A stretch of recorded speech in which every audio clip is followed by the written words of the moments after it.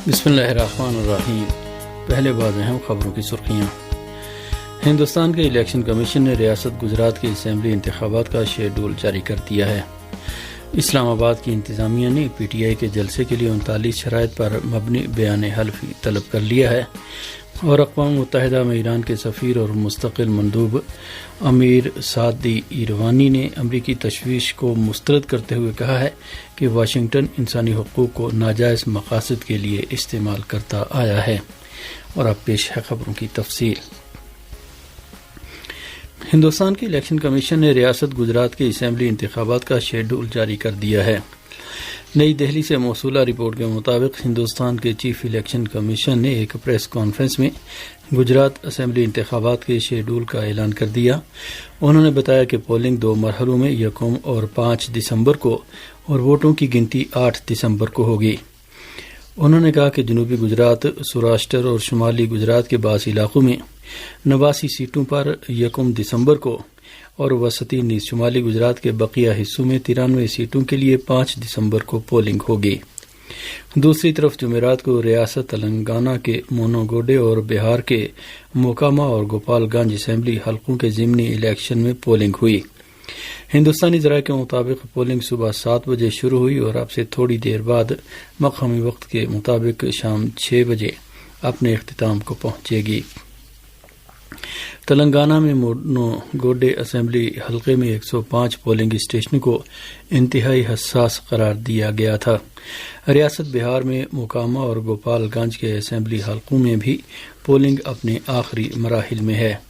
ریاست بہار کے دونوں اسمبلی حلقوں کے ضمنی انتخابات میں اصل مقابلہ بھارتیہ جنتا پارٹی اور راشٹریہ جنتا دل کے امیدواروں کے درمیان بتایا گیا ہے۔ ہندوستان میں کانگریسی رہنما راہل گاندھی کی قیادت میں بھارت جوڑو یاترا کے 57 دن مکمل ہو گئے ہیں۔ ہندوستان کی سرکاری خبر رساں ایجنسی UNI کے مطابق راہل گاندھی کی قیادت میں کانگریس پارٹی کی بھارت جوڑو یاترا ریاست تلنگانہ سے گزر رہی ہے۔ جمعرات کو راہل گاندھی اور ان کی بھارت جوڑو یاترا میں شریک لوگوں نے ریاست تلنگانہ کے ضلع سنگا ریڈی میں اپنی یاترا جاری رکھی۔ جمعرات 3 نومبر کو راہل گاندھی کی قیادت میں جاری بھارت جوڑو یاترا میں ہندوستانی بحریہ کے سابق سربراہ ایڈمرل رام داس نے بھی شرکت کی۔ اس رپورٹ کے مطابق ان کی یاترا میں علاقے کے عوام کی بڑی تعداد بھی شریک ہے، جبکہ تھوڑی تھوڑی دور پر ان کی یاترا کے استقبال کے لیے اسٹیج بھی بنائے گئے ہیں۔ یاترا کے راستے میں راہل گاندھی نے ریاست کے دانشوروں، فنکاروں اور زندگی کے مختلف شعبوں سے تعلق رکھنے والی شخصیات سے بھی ملاقات کی۔ قابل ذکر ہے کہ راہل گاندھی کی قیادت میں کانگریس پارٹی کی بھارت جوڑو یاترا 57 دن قبل تامل ناڈو کے علاقے کنیا کماری سے شروع ہوئی اور تامل ناڈو، کرناٹک اور آندھرا پردیش سے گزرتے ہوئے ریاست تلنگانہ میں داخل ہوئی ہے۔ یہ پروگرام کے مطابق اس یاترا میں کنیا کماری سے سری نگر تک کی تقریباً 3500 کلومیٹر کی مسافت 5 ماہ میں طے کی جائے گی۔ کانگریس پارٹی نے اس یاترا کا مقصد سماج سے نفرت ختم کر کے بھائی چارے اور قومی یکجہتی کو مضبوط کرنا بتایا ہے۔ اسلام آباد کی انتظامیہ نے پی ٹی آئی کے جلسے کے لیے 39 شرائط پر مبنی بیان حلفی طلب کر لیا ہے۔ پاکستانی میڈیا ذرائع کے مطابق اسلام آباد کی انتظامیہ کا کہنا ہے کہ حلف نامے پر P T I chairman Imran Khan کے دستخط ہونے چاہیے۔ اسلام آباد انتظامیہ کے بیان میں کہا گیا ہے کہ جلسے کی اجازت صرف 1 دن کے لیے دی جائے گی۔ اسلام آباد انتظامیہ کے مطابق اسٹیج پر 12 افراد کون ہوں گے، ان کے ناموں کی بھی اجازت لینی ہوگی۔ اسلام آباد انتظامیہ کے بیان میں کہا گیا ہے کہ جلسے میں لاؤڈ اسپیکر کے استعمال کی اجازت نہیں ہوگی اور مذہب سے متعلق بیان بازی سے بھی گریز کرنا ہوگا۔ اسلام آباد انتظامیہ کا کہنا ہے کہ جلسے میں کسی بھی قسم کا اسلحہ لانے کی اجازت نہیں ہوگی اور منتظمین اس بات کو یقینی بنائیں گے کہ جلسے میں قومی یا کسی پارٹی کا پرچم نظر آتش نہیں کیا جائے گا۔ یہ ایسی حالت میں ہے کہ اسلام آباد ہائی کورٹ نے پی ٹی آئی کو اسلام آباد میں جلسے اور دھرنے کی اجازت نہ دینے کی درخواست پر سماعت کی اور فریقین کے دلائل سننے کے بعد فیصلہ محفوظ کر لیا ہے۔ چین اور پاکستان کے درمیان ڈالر کے بجائے چینی کرنسی یوان میں لین دین پر اتفاق ہو گیا ہے۔ پاکستانی ذرائع کے مطابق اس خبر کا اعلان چین کے مرکزی بینک نے کیا ہے۔ اس رپورٹ کے مطابق پاکستان اور چین کے مرکزی بینکوں نے یوان میں لین دین کے مفاہمتی نوٹ پر دستخط کر دیے ہیں۔ پاکستانی ذرائع کا کہنا ہے کہ چین کے ساتھ مفاہمت میں اس پیش رفت سے پاکستان کے لیے ادائیگی کے متبادل ذریعے کی راہ ہموار ہو گئی ہے۔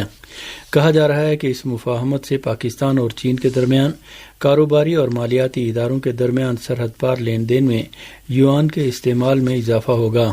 پاکستانی میڈیا نے بینکاری امور کے سینئر ماہر کے حوالے سے لکھا ہے کہ یوان میں لین دین کے معاہدے سے پاکستان کو چینی بینکوں تک اچھی رسائی حاصل ہو جائے گی اور پاکستان کے لیے چین سے تجارتی قرضے ملنے میں بھی آسانیاں پیدا ہوں گی۔ بعض پاکستانی حلقوں کا کہنا ہے کہ اس مفاہمت سے پاکستان کو روس سے رعایتی قیمت پر تیل خریدنے میں بھی مدد مل سکتی ہے، کیونکہ چینی کرنسی روس کے لیے قابل قبول ہے۔ قابل ذکر ہے کہ یوکرین جنگ شروع ہونے کے بعد امریکہ اور اس کے یورپی اتحادیوں کی جانب سے روس پر پابندیوں کا اعلان کر دیا گیا۔ روس اپنی برآمدات روسی کرنسی میں انجام دینے پر زور دیتا ہے، لیکن اس نے بیرونی لین دین میں چینی کرنسی یوان کو بھی ایک متبادل کے طور پر مد نظر رکھا ہے۔ اقوام متحدہ میں ایران کے سفیر اور مستقل مندوب امیر سعدی ایروانی نے امریکی تشویش کو مسترد کرتے ہوئے کہا ہے کہ واشنگٹن انسانی حقوق کو ناجائز مقاصد کے لیے استعمال کرتا آیا ہے۔ ان کا کہنا تھا کہ امریکہ نے سلامتی کونسل کے غیر رسمی اجلاس کے ذریعے ایران کے خلاف نفسیاتی جنگ کا حربہ استعمال کرنے کی ایک اور ناکام کوشش کی ہے۔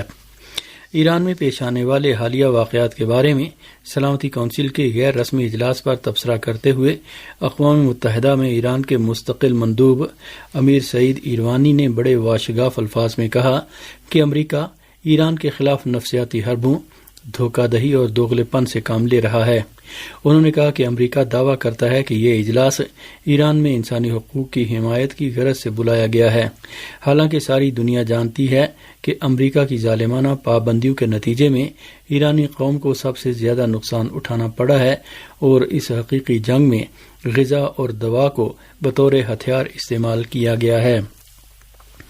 اقوام متحدہ میں ایران کے مستقل مندوب نے یہ بات زور دے کر کہی کہ امریکہ نے انسانی حقوق کے مفہوم سے ہمیشہ ناجائز فائدہ اٹھایا ہے، جبکہ اقوام متحدہ کے پلیٹ فارم اور عالمی ادارے کے وسائل کو اپنے سیاسی اہداف کی خاطر استعمال کر رہا ہے۔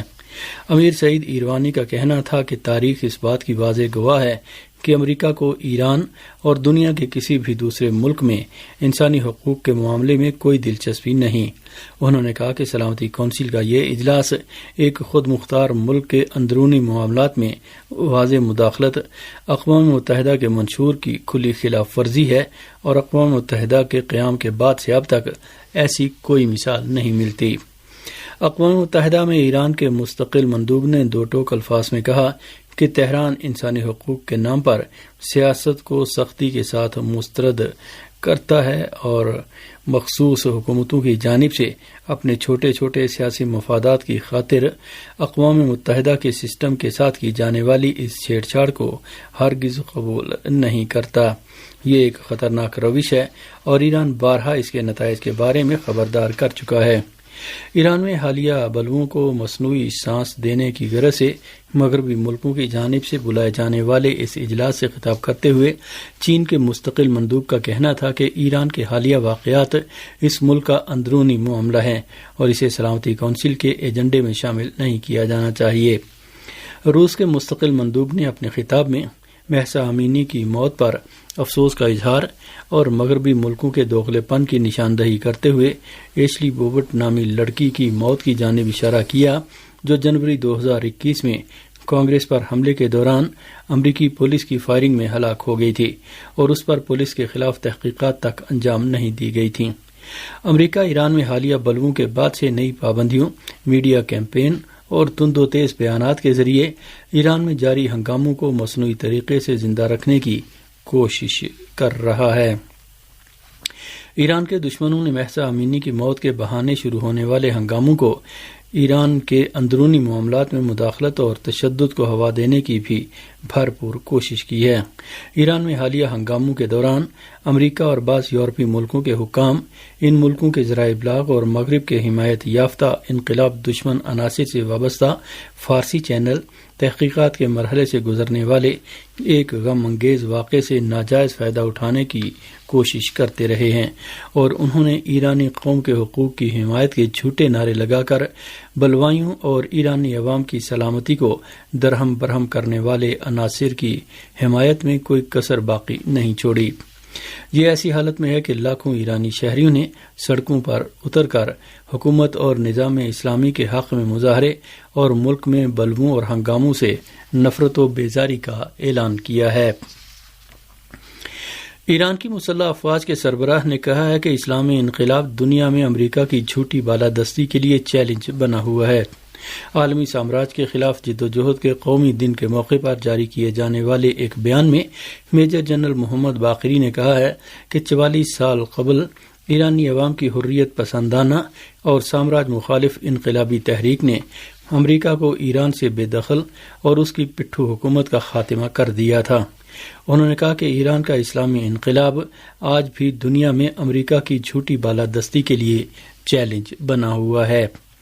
میجر جنرل محمد باقری نے واضح کیا کہ آج امریکہ کے معروف اور قابل اعتبار اسٹریٹجک ادارے امریکی بالادستی کے خاتمے کی گنتی گن رہے ہیں، اور ان کا کہنا ہے کہ دنیا میں یونی پولرزم کا زوال شروع ہو چکا ہے۔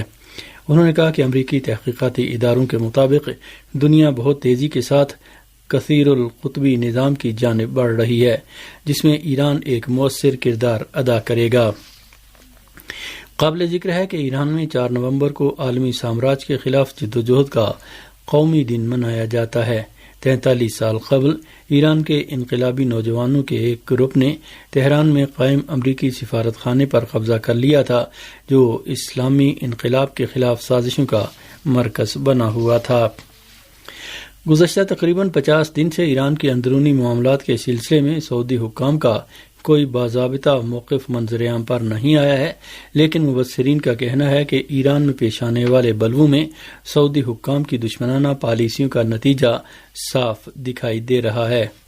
امریکی اخبار وال اسٹریٹ جرنل نے ایک مضمون شائع کیا ہے جس میں دعویٰ کیا گیا ہے کہ ایران آئندہ دنوں میں سعودی عرب میں چند اہداف کو نشانہ بنانا چاہتا ہے۔